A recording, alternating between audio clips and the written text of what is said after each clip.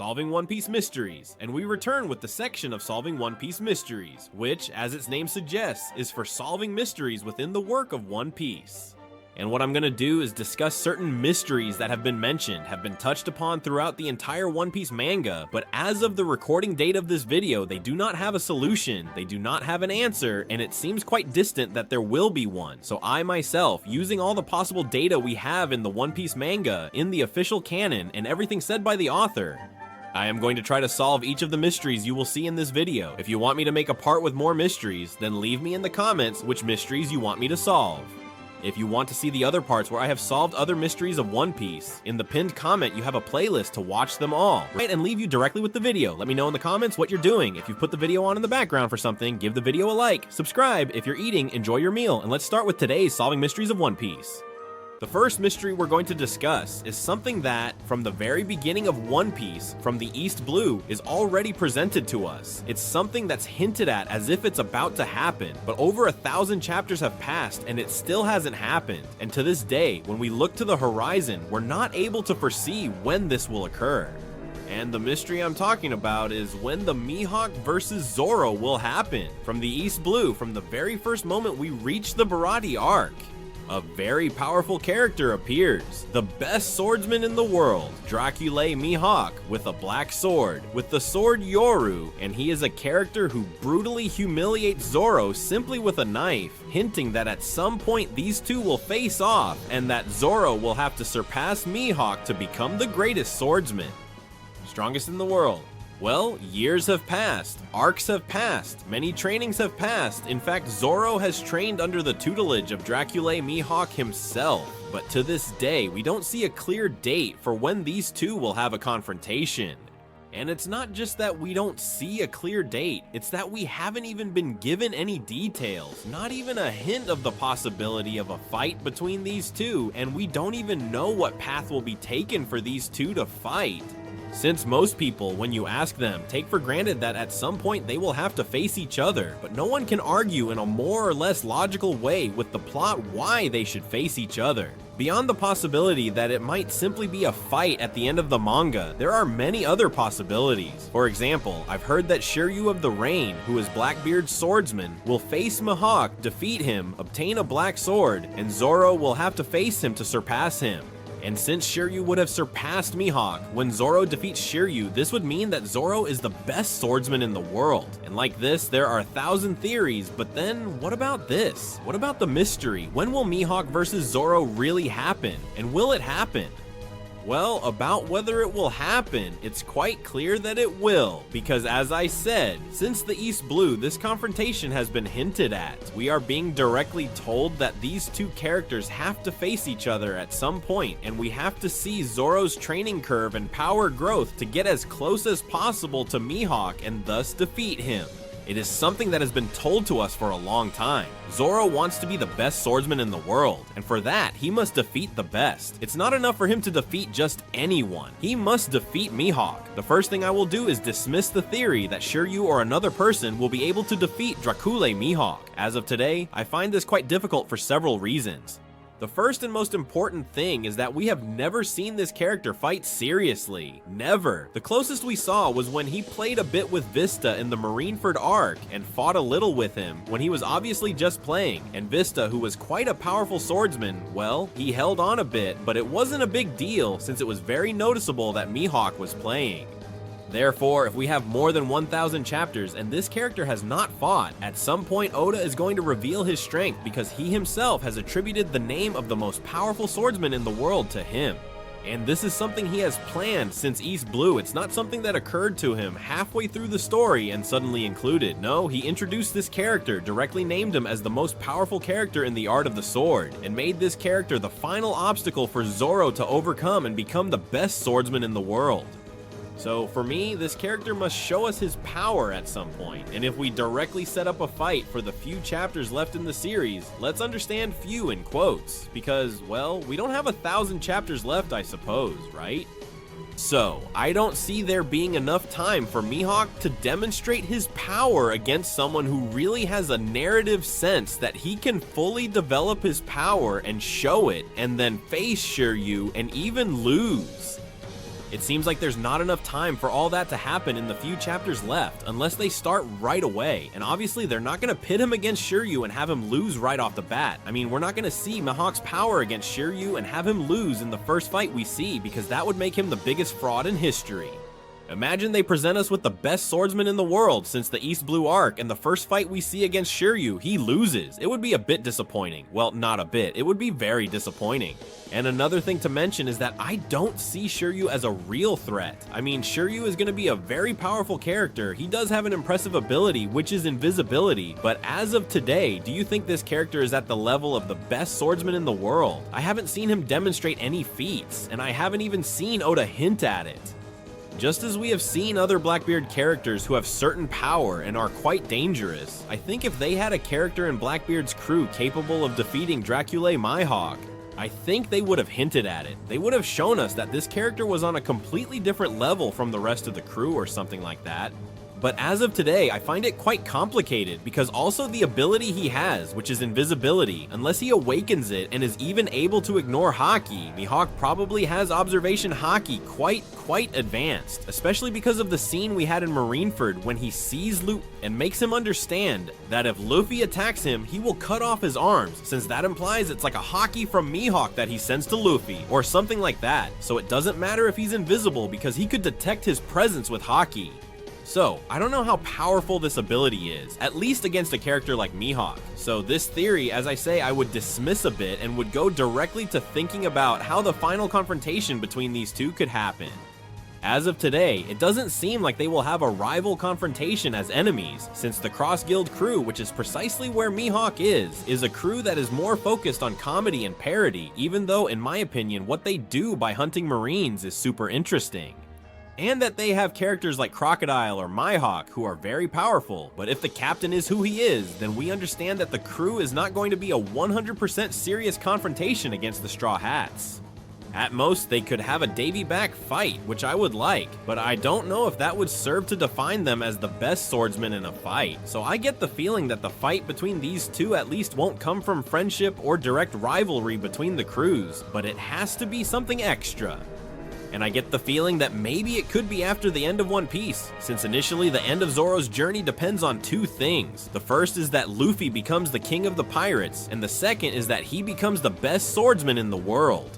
And in this way, if Zoro becomes the best swordsman in the world, and then Luffy obtains the One Piece, well, if we then have a final war, maybe he won't be on his side, or maybe he'll retire from piracy because he would have accomplished everything. So it would be a bit strange to create the final part of the story with a Zoro who would have already achieved everything. On the other hand, if Luffy gets the One Piece, Zoro would still have his goal in mind and would want to be the best swordsman in the world. So what would he do? Well, keep training and go challenge the person in question. So, my way of seeing it is that after that famous final war that is going to happen, and I think it's quite evident, Zoro will go directly to Mihawk and tell him that he challenges him, that now he is ready, and we might not see the entire fight 100% because we know that Oda doesn't really enjoy drawing fights, as he has said. That's why he included Gear 5 directly in the One Piece manga, to draw fights in a different way. As I said, he mentioned this, and we would have a scene where Zoro is able to defeat Mihawk, becoming the best swordsman in the world, creating something very beautiful, very symbolic, and an easy way to understand that Zoro has fulfilled his dream, since the most important thing about Zoro's character is that he fulfills the dream. But once he goes to face Mihawk, the fight is not going to be that intriguing, because if we are at the end of One Piece, it is quite obvious that he is going to win.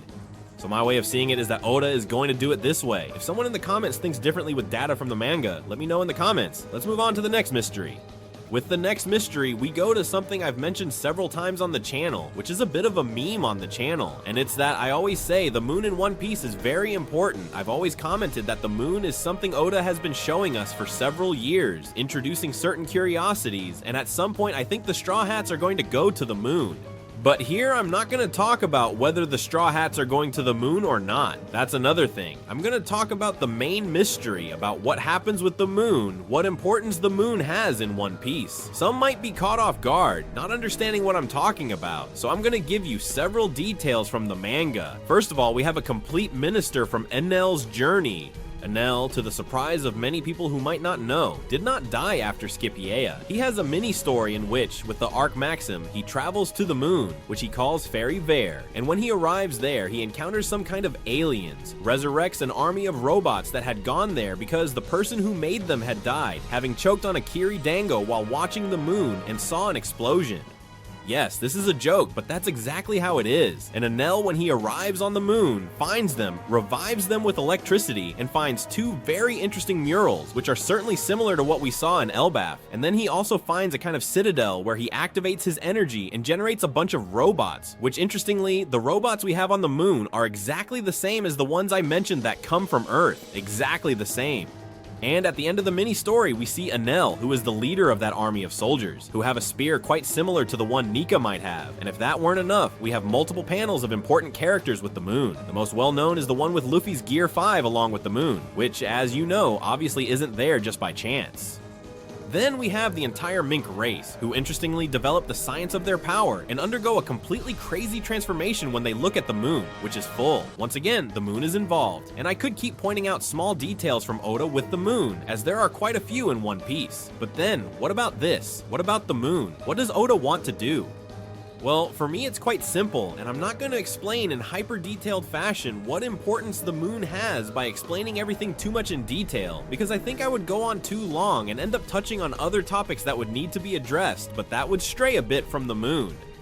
And I will try to explain it in the simplest, most summarized way so that everyone listening to this can understand me perfectly. I believe the moon is very important, especially for the Void Century and possibly even further back. And when I talk about further back, I mean, for example, 1,000 years ago, which would be, for example, the first world of the Elba mural. What I'm getting at with all this is that the civilization Enel found is not there by chance. Oda did not bother, while he was doing the Eastlove and Water St. Arcs, which is when this mini-story takes place, to send Enel to the moon because he was bored and take him there to find a civilization, some aliens, some robots, and on top of that, those robots had already been replicated on Earth. It's something quite complicated, quite curious, and too well thought out to be done just for the sake of it, especially considering that he arrives there and finds two murals that already explained a bit of the history to us. And we found some ruins with a civilization, a citadel, or whatever you want to call it, where there are robots that Enel is able to activate with his fruit, which is very curious and very interesting as well. So, as I say, for me the simple answer is that it probably comes from before the Void Century. It could be from 800 years ago, but seeing it from the first world of Elbaf and seeing that there are various constructions, like the Alabarna Palace, which is 5,000 years old, well, I think it makes a lot of sense. I think it's quite logical to think that those ruins we have on the moon come, well, for example, from 100 years ago, 4,000, but from a date we are not able to glimpse, of which we still have no information other than the mural and a few trivial details we have had. Because it is true that in Scipio we were taught many things, that the character of Enel is going to be key to why he went to the moon, because this is important.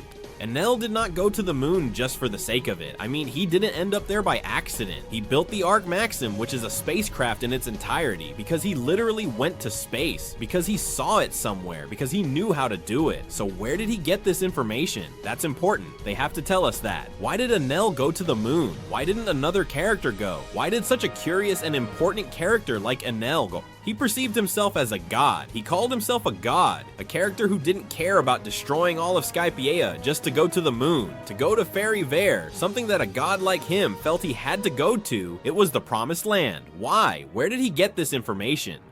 This is very important. Why a character like Enel from the Sky Islands? Why haven't we revisited the topic of the Sky Islands in One Piece? Could it be that we will touch on it after Elbaf? I honestly think so. In fact, Enel's return is imminent in One Piece. I don't know how long it might take. In One Piece time, 2 years isn't that much, but I'm telling you, it won't be long before Enel returns.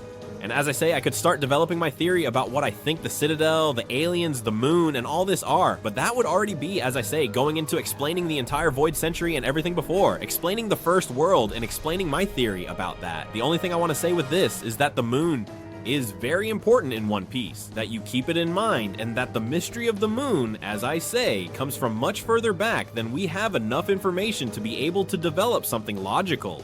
And that moon was Oda's first stone to start building the ancient history of One Piece. And it was simply like a marker to say, when we are at the end of the work, remember that I placed this red dot here, and you will see that this red dot is very important to take another path that will lead us to solve all the mysteries of One Piece, of things that we are not able to develop and extract information from today. So this is what I think about the whole mystery of the moon in One Piece. Leave me a comment if you have any ideas, and let's move on to the next mystery.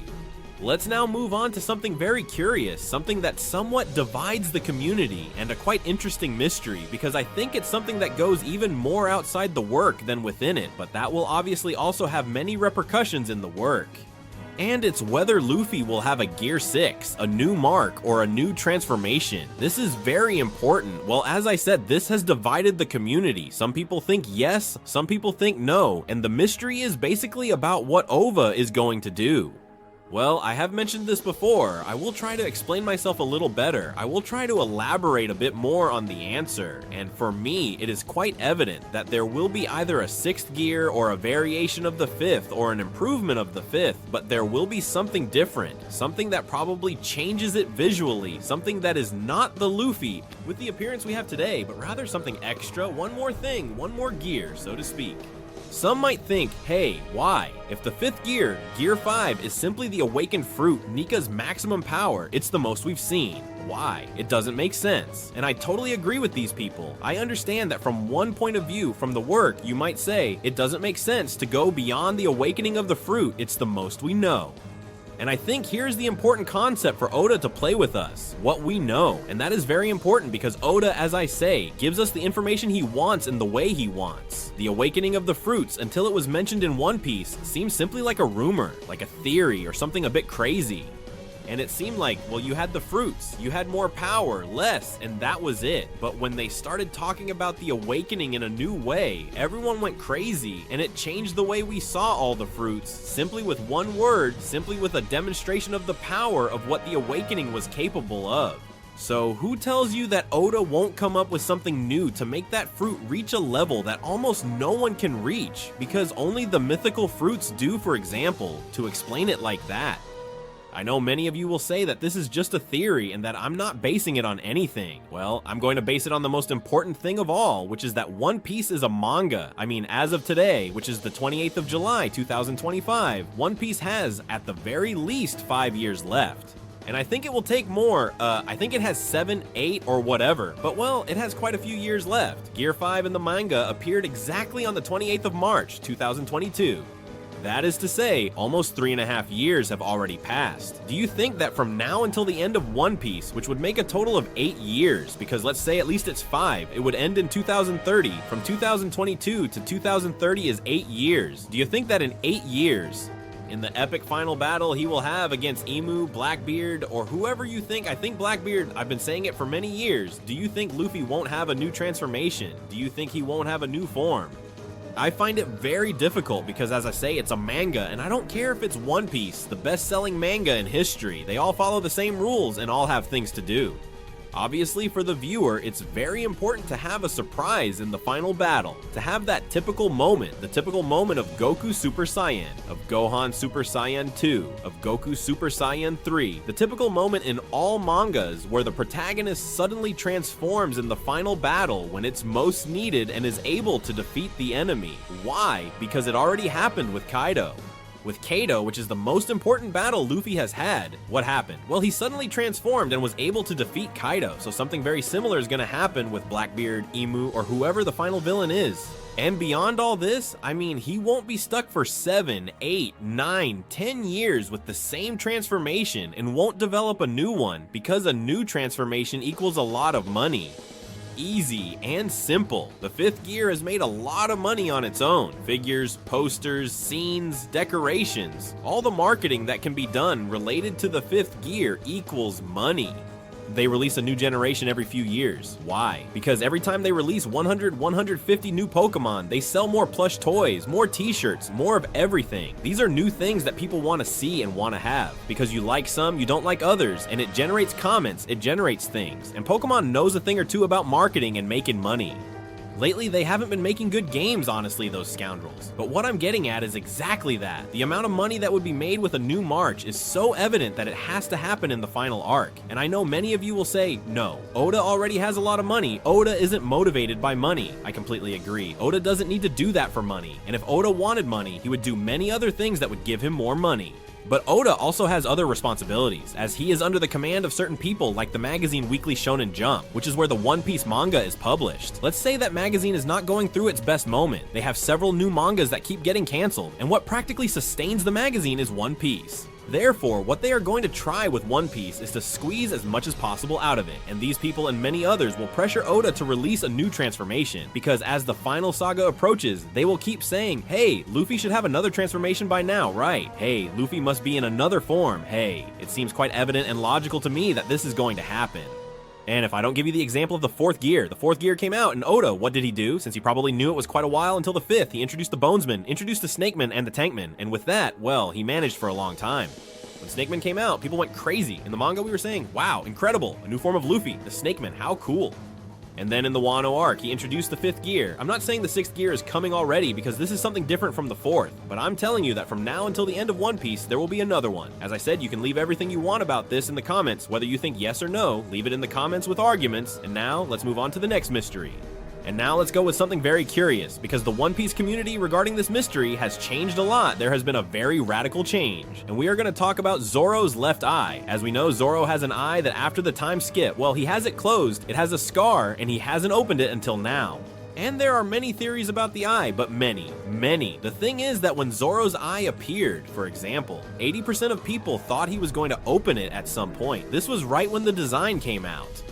And 20% who believed that no, it was just a design and that's it. And as the chapters have progressed, instead of 80% of people believing he will open it and 20% who, it has shifted to 20% who believe he will open it and 80% who do not. I am in that 20%, I believe he will open the eye, but to be honest, the reason I think Zoro will open the eye is simply that I don't want to get off the boat of him opening it, because I've been on that boat from the beginning of him opening the eye.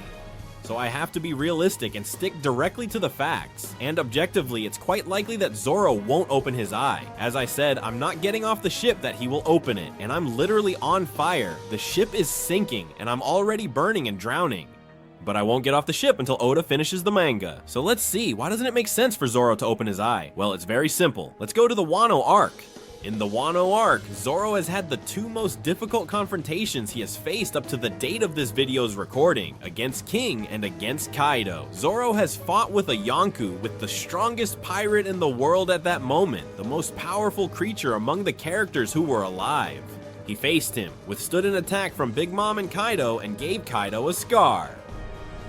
Then, with I don't know how many broken bones, he faced King and won as well. In fact, he even saw the Grim Reaper, and it appeared to him, and I don't know what happened with that. And at no point, after all these feats that drove me completely crazy as a fan of Zoro, which you all should be, not only did he not open his eye, but he didn't even make a hint or a comment, nothing at all, as if there was absolutely nothing with the eye, which is most likely to be honest.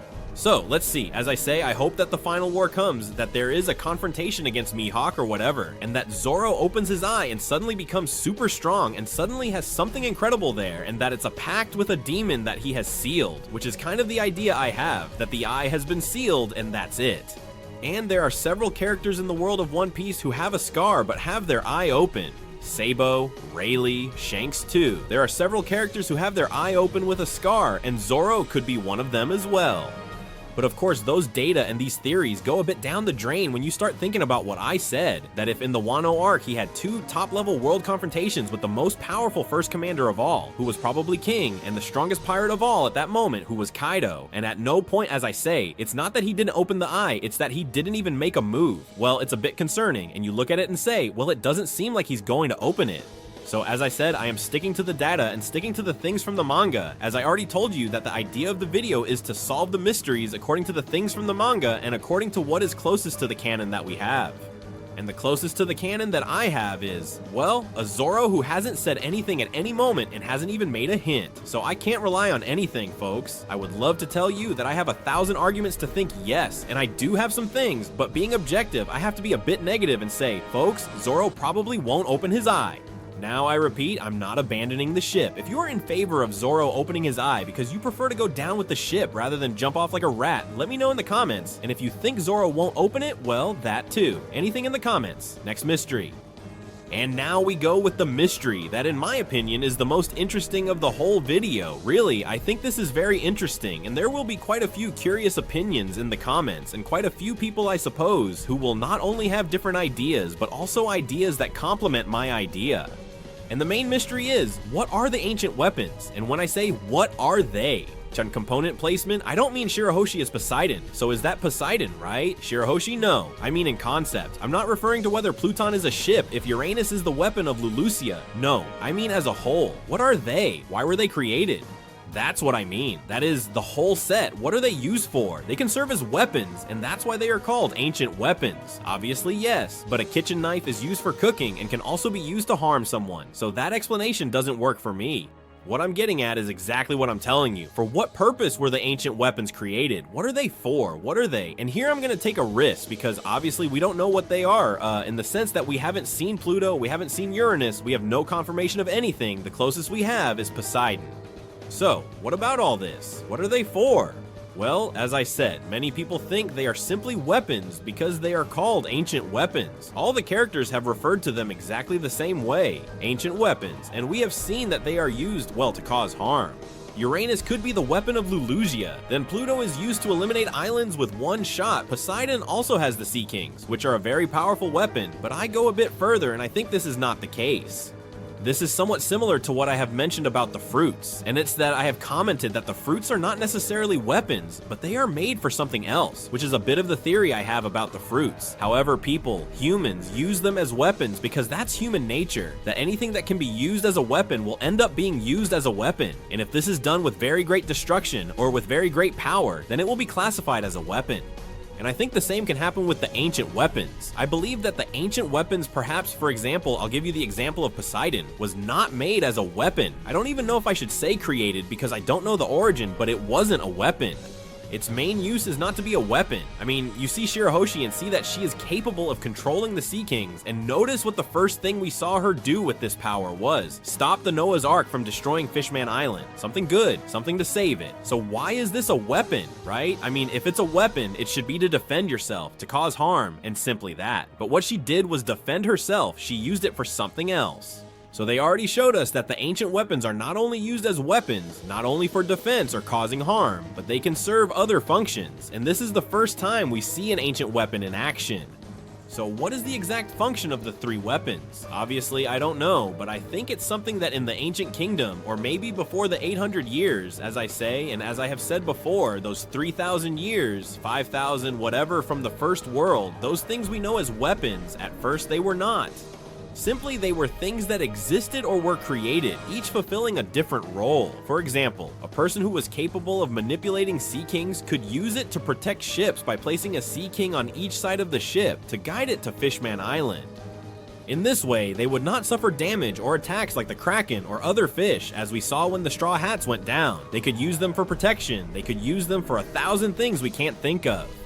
The ship of Pluton, which we have been told was very large and could destroy islands with a single shot, aside from that fact being mentioned by Crocodile as a kind of rumor, and we don't even know if it's true, could simply serve to eliminate drifting rocks that might collide with an island, or even rocks that hinder people's navigation, not necessarily to destroy islands with people on them, but to have a function. It might even be that the shooting part was a lie and it was simply a very large ship for transporting people. And with Uranus, if we assume it's a flying thing because we haven't been told it's the Lulusia thing, I've repeated it 1,000 times. It could simply be for moving faster from place to place, and that's it. And it might not be so much a weapon. But as I say, those things could be used as weapons. The same example I gave you before, the kitchen knife. I can use a kitchen knife to make incredible chicken breasts by cutting them. I can also use the kitchen knife to harm someone, but that knife is not necessarily a weapon, it's simply a kitchen knife. But what happens in One Piece? If that happened, for example, 3,000 years ago or 800 years ago, and those powerful things were used, they would be classified as weapons. Because if you see how someone is capable of manipulating the Sea Kings to cause disasters, you would say it's a weapon, that they are using a weapon, and that person is a weapon. Or I even go further, it may be that these things never happened, and that the people who ruled the world government labeled them as weapons, and that this name was established that they were not called ancient weapons, but simply called that. For example, we have seen that the book Bragmen by Louis Arnault was classified as a fiction book when it is actually a diary that narrated about the giants, and people read that book and think that the giants are fictional, that they are a lie, when really, as I say, it is a diary by Louis Arnault who met those giants. Simply, the government manipulates the information and presents it as it wants, referring to Doflamingo's speech, where he said that those who win have the power, that those who win are the good ones. And that's how everything works. When you win, you are able to say what things are good or bad because you win, and you are also the one who writes history. So if the world government or whoever said those things were weapons, which obviously due to the power they have might seem so, then they would be. Well, that's something similar to what I think about the devil fruits, more or less. So, my opinion on the ancient weapons is that initially, well, they were not weapons. Can they be used that way? Obviously, yes. Anything can be used as a weapon. A piano is used to play music and it's wonderful, but if I throw it at someone's head, well, it will be a... So this is my opinion on the ancient weapons and what they were originally created for. If someone thinks differently and has some arguments from the manga to share with me, leave them in the comments because you know I will read them as always. And also leave me in the comments if you have any One Piece mysteries you want me to solve in the next edition. Now it's almost. If you liked the video, you know you can leave a big like, subscribe to the channel for more,